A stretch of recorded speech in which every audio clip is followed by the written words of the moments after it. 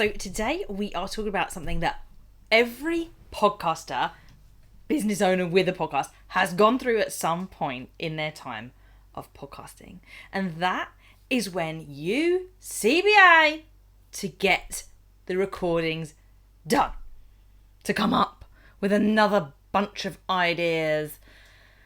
And trust me, I have been there in my time, and this is my job. It can take a lot of energy to get there. And the reason this happens is a whole host of reasons that this happens. Sometimes you are just tired. You've woken up the day you said you were going to record an episode. You're not feeling it as much as you were. Creatively, maybe the cogs aren't turning in your mind to come up with some cool ideas. Things have got busy in the business. Things have got in the way with personal life. It could be a whole different set of things. And it's totally normal that this is happening, but it's not helpful that it's happening, because when it's happening, it's starting to mean that you aren't creating the content. You're not staying committed to what you said you would do, and you're not getting your message out there, being seen, being heard. And that is a problem in our business if we're keeping this machine going, because if we don't have that going, we're not getting the attention of people, not bringing new leads into the business, and not bringing business into the business and actually having money. But this is one of the areas that people struggle with the most. It is the part that people are the most reluctant to do. The bit that people execute the worst from what I've observed. It is all well and good starting a podcast. The true people that have podcasts are the ones that stick with them, that keep doing it, that keep showing up. And you can only sustain that for a long period of time by doing it in a particular way that you're not going to burn out, that you're not going to trip at the first hurdle. Because we know there's loads of things that get in the way. Your creative energy ebbs and flows every single day, every single week. And it's not always just you internally that it's happening to. Sometimes it's the weather outside. Summer is so much easier for me to be bothered to record a podcast. Easy if it's not too hot, which is why I'm doing it in the morning right now as we speak. It's bright. The sun is better. It looks better here. I'm feeling more positive about life overall. The days are longer. Winter recording is so much harder personally for me. So that can just be one reason why. But there's all of the things that go on in life and business and this whole thing of pushing it back. Oh, it'll get done later. We don't need to do it now. I'm sure we've got a few episodes recorded. And suddenly you realise that you're down to one episode left and there's a little fire that's then lit under your bottom to get an episode done. And you do it. And some people find themselves getting stuck in that cycle. The cycle, the hamster wheel of content creation, where you feel it, you notice you do only have one, or in fact your very last one that you had scheduled has gone out and you don't have anything for next week, and you suddenly get that movement. That's fine, you can fix it when it happens, but it puts your body and your mind into a bunch of stress. And that is not what you need when you are running your business. It's not what you need. This was not the life that you were envisioning when you were like, I'm going to start a business and work for myself, create the content, cool. But you don't want to be in a flap over it every single week. That's not fun. That's not what makes podcasting fun. And the problem is if we get ourselves stuck into that, at some point you fall off the hamster wheel. Your little legs cannot keep going. And when that happens, the consistency with the audience and their expectation of what's going to happen each week starts to go. Because momentum is so much easier to keep going than it is to keep starting up. And once you take a stop, it is hard to come back from that stop for a bunch of reasons. Because you put all of that energy into starting. You've kept it going for 3 months, for 6 months. This is why I don't really agree with the season model as well, because the stop-start of that, you've got to bring the audience back every single time. They're not always there to keep listening. It's really hard work to get people to come back. Whereas if they know it's going to be there every week, it's much easier. And the minute you skip one, you start to skip many. Now, I had that happen to me once, and thankfully it did not affect me in that way. But I took a pause with this podcast. I just didn't feel aligned, didn't keep going. And I think if we look at the the stats on that, I think I paused for about 9 months or something. It was too long. And I kept getting the pull to come back, but I kept getting caught up on the title name. One of my own things of like, just get on with it. And I had originally just got on with it, with the title I had, but something just didn't keep aligned. And now we're here, in the middle of this scenario where you are in the solution of what I'm going to talk about today. I'm doing the thing that I'm telling you about in this one, and that's actually what spurred on this episode. Because there is a way to keep going, to make sure that this doesn't feel like a constant chore for you. That you're coming up with it every single week thinking, what am I going to do? I've just got through it and now I've got to come up with the next one. And this is why I go through this with clients that are working through the powerful podcast Launchpad. We talk about the consistent momentum map. The thing that's going to keep your podcast going without you burning out. Where you can skip a day here or there if something has come up. The one thing that stopped me the most has been illness. Illness either from colds. You know, you go to record and you're like, I can't really breathe. I'm snotting everywhere. This is not appealing to anyone. The sniffles are here. I can't fully breathe through my nostrils and mouth breathing. This is not comfortable. I'm not going to do it. And on the other side, the time that catches me out the most otherwise is hay fever season. So there's some times towards June, July, where my eyes are all puffy. I try desperately not to rub them, but no matter what, sometimes it just happens and I have to not record as I intended. Thankfully though, because of the method that's in place, it's not such a big deal because I'm like, okay, well, I plan to record here. I got loads ready. I gave myself plenty of time to record, and there is time that itchy eyes, illness, anything else that goes on in business and life, I don't have to do this right now.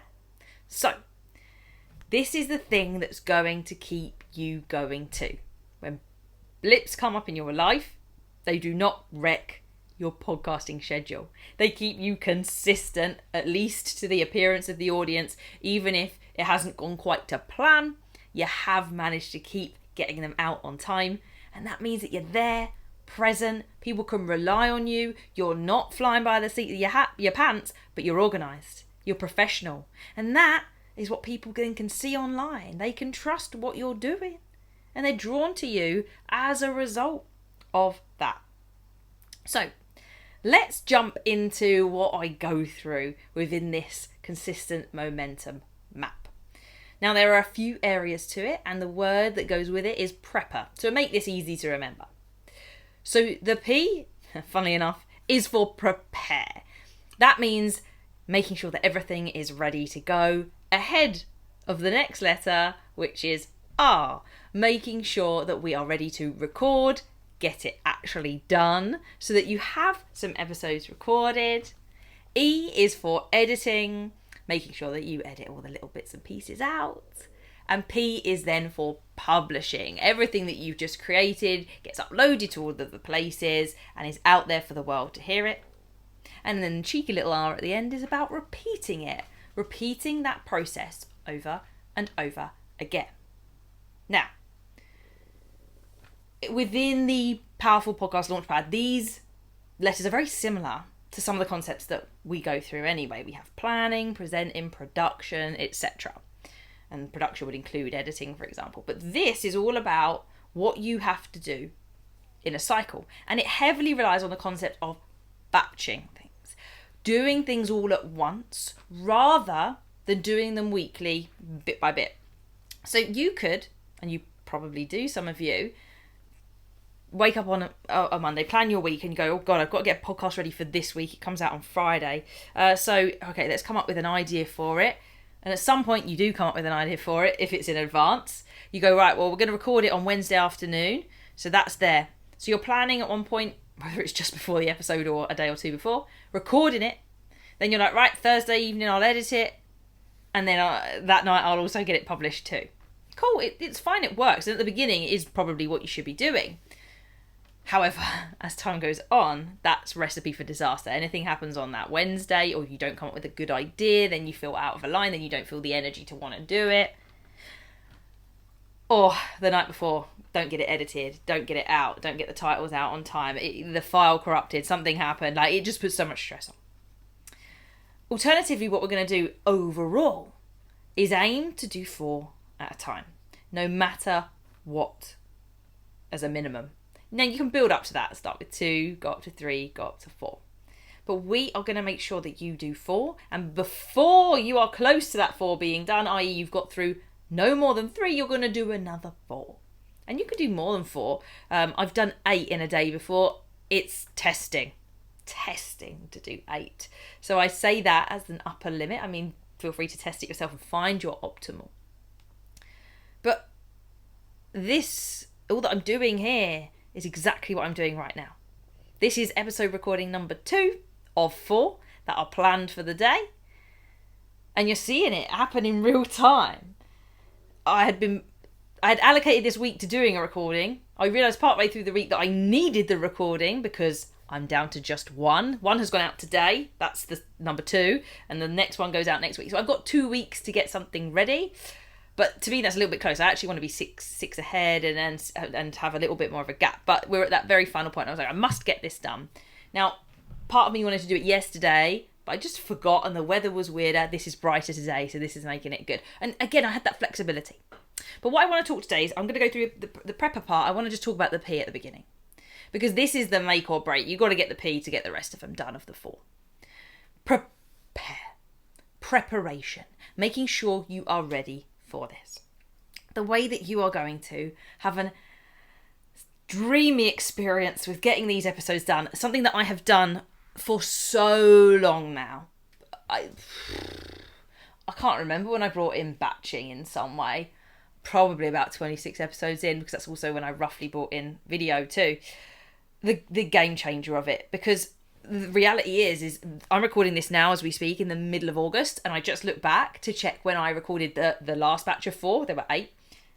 15th of June. 15th of June! I didn't have to record anything for 2 months. And it's got to the point where I'm a little bit close to time, but still, I'll probably have to do 2 recording sessions in the next couple of weeks if I want to get ahead again. But for 2 months I could relax.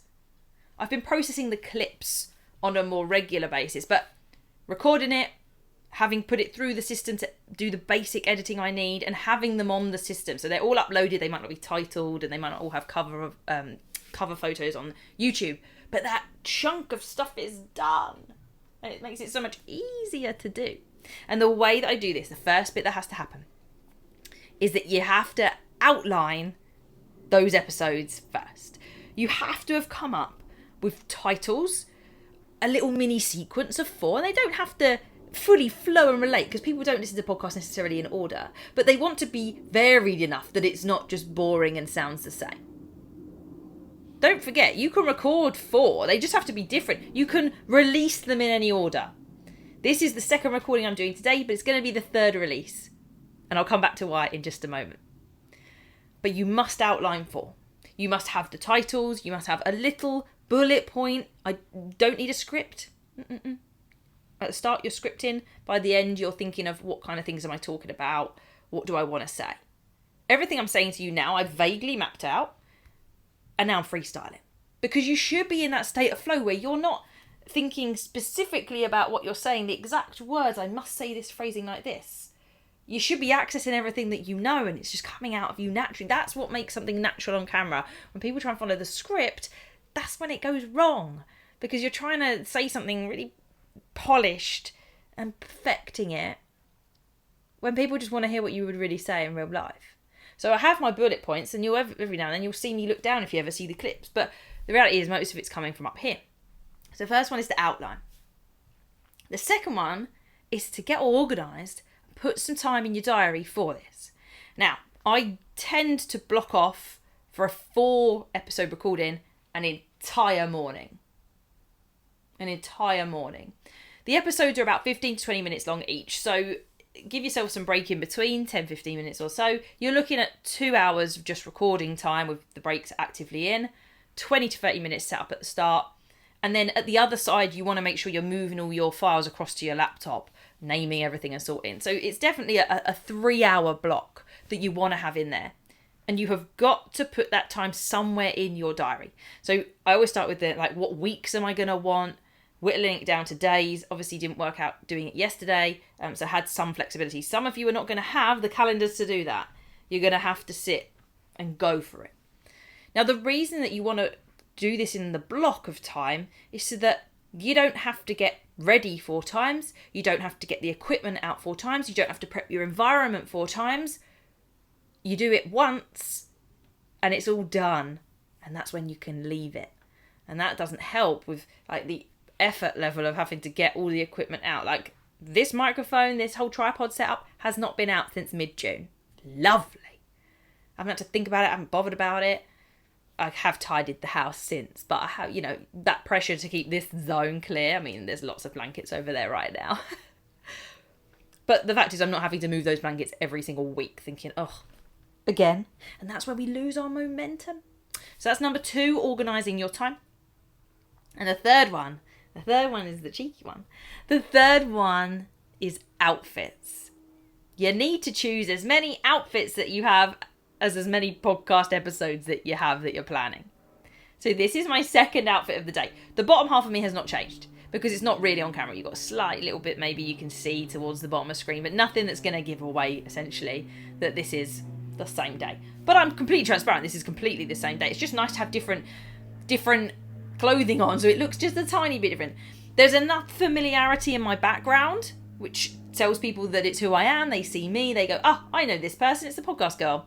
And then I change my top just for a simplicity of making it look a bit different. Now, it doesn't just have to be your outfit. You're talking about hairstyles. You're talking about glasses on, glasses off. Just gives that little bit of variety, makes it feel a little bit more real and not like you've recorded it.